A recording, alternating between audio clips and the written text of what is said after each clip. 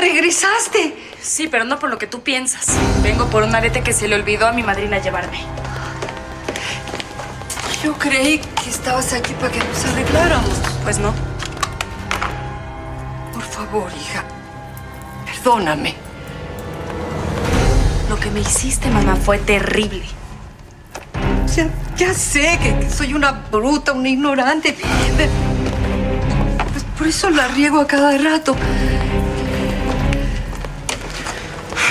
Podría ser el peor día de mi vida. En una de esas ya no tengo trabajo, ni el apoyo para estudiar en la universidad. Ya me tengo que apurar para ir a la casa del licenciado. ¿Qué crees que te diga? Lo más seguro es que lo haya perdido todo. Todo.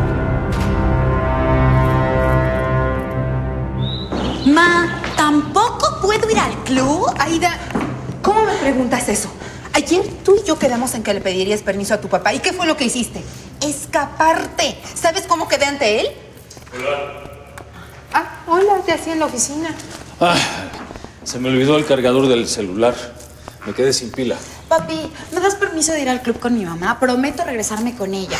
Ay, pa, es que aquí me ahogo, pa. ¿Sí me das permiso, por favor, por favor, por favor? ¿Sí? Voy a hacer algo mejor por ti. ¿Qué cosa?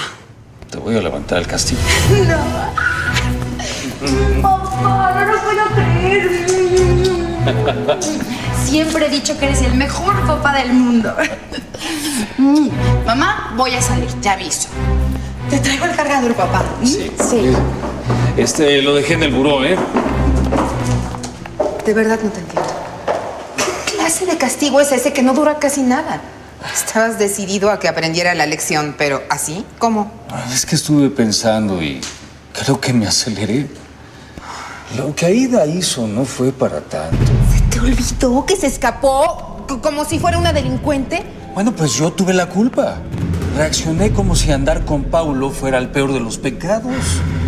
Pero anoche comprendí que es el hijo de Genoveva, que es nuestra amiga y la conocemos muy bien. Me equivoqué al juzgar a Paulo cuando apenas lo conozco. ¿Qué me quieres decir con todo esto? Que voy a concederle al novio de nuestra hija el beneficio de la duda. Tú y yo también fuimos jóvenes, Mayra, y cometimos algunas locuras. Pero todo fue para madurar.